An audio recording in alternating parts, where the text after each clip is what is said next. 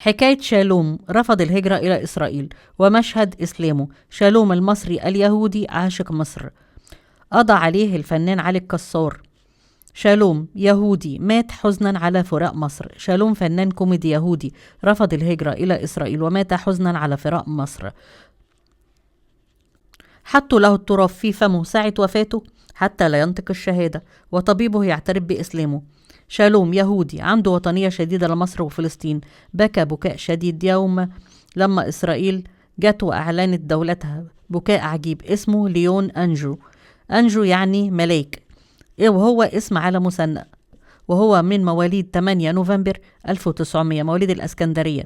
الوفاة 14 مايو 1948.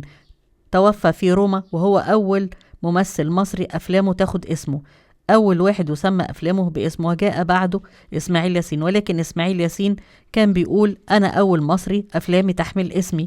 أبوه إيطالي يهودي وهرب من عائلته واتجوز في اسكندرية من ست يهودية، عائلة يهودية. شالوم شاب مكافح، شغل ودرس واشتغل كاتب في بلدية الاسكندرية، وبعد كده اشتغل مهن كتير زي هواجي نجار. كان دمه خفيف جدا وبيتمتع بخفة الدم، مما أتاح لزملائه والمقربين له إن هو يحترف الفن. دخل شالوم الفن من باب فوزي الجزائري، انضم إلى فرقته، ولما عرف فوزي الجزائري إن يهودي بقى يديه أدوار البخيل والطماع والشحات. عمل الأدوار دي بخفة دم شديدة جعلت الجمهور يقبل عليه. وفي يوم من الأيام وهو بيمثل في فرقة فوزي الجزائري دخل عليه المخرج توجا مزراحي.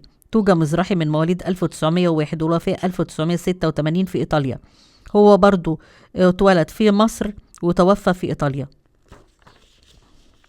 ويعتبر توجا مزراحي تاني أهم الشخصيات التاريخية اليهودية في السينما المصرية بعد وداد عرفي. وداد عرفي ده كاتب وممثل ومخرج من أصل تركي. توجا مزراحي كان بيمثل تحت اسم أحمد المشرقي، عمل شركة للإنتاج السينمائي وقدم أفلام كتيرة، الهواية والكوكايين. واشتغل توجا مزراحي باسم أحمد المشرقي مع الفنان أحمد بدرخان، وعملوا أول نقابة للسينمائيين في مصر. توجا مزراحي شاف شالوم فأعجب بيه وبخفة دمه. سنة 1929 قال له تعالى اشتغل معايا. أول فيلم عملوه مع بعض كان فيلم الكوكايين، وفيلم حارب تجارة وشرب الكوكايين في مصر في المنطقة العربية. وبقى الفرنسيين واليهود والإنجليز بيرموا الكوكايين في الدول العربية عشان يسيطروا عليهم ويحتلوهم، وكانوا محرمين شرب الكوكايين في بلادهم، وكانوا مسرحين بزراعته فقط وتصديره للدول العربية. ولو حد فيهم اتمسك بأن هو بياخد الكوكايين ده كانوا بيعدموه.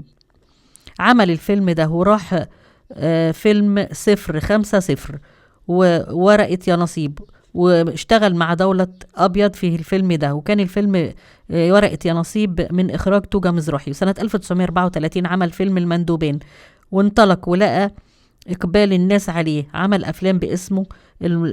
توجا مزراحي المخرج استغل ده وحب الجماهير له، وعمل شالوم الترجمان وشالوم الرياضي وتولاه وتبناه سينمائيا. وعمل العز بهدلة وشالوم. عمل له 6 أفلام المخرج توجا مزراحي، ونجح نجاح كبير جدا جدا. وعلى الرغم من كده انه ظل برضو يشتغل بجانب التمثيل شالوم على المسرح والسينما لغاية لما ظهر والفنان علي الكسار بشخصية النوبي الراجل البربري. كان كل بقى المنتجين والمخرجين اتجهوا لعلي الكسار وسابوا شالوم خالص، وبقى يستنى طب ويصرف منين. تم طمس تاريخ شالوم لأسباب طائفية بحتة. الناس كلها رفضت كلمة يهودي.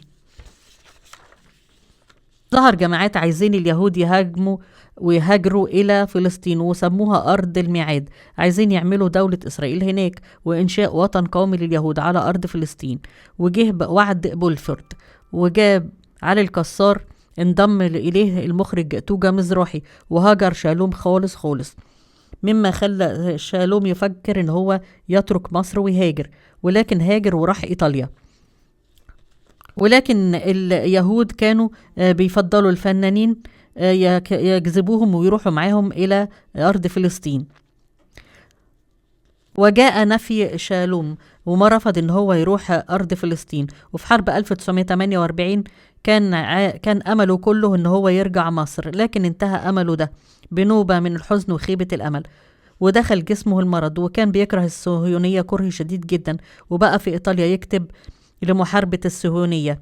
حسوا بيه ثم حجزوه في شقة في إيطاليا، اتحبس في الشقة لغاية لما أصابه المرض، وكان بيتكلم وبيقول أنا بحب مصر وبحب المصريين، وسمى نفسه محمد عبد الله وأشهر إسلامه، ودخل عليه مجموعة من اليهود وهو الطبيب بيكشف عليه، الطبيب الإيطالي وقال له أنا أعلنت إسلامي وسميت نفسي محمد عبد الله.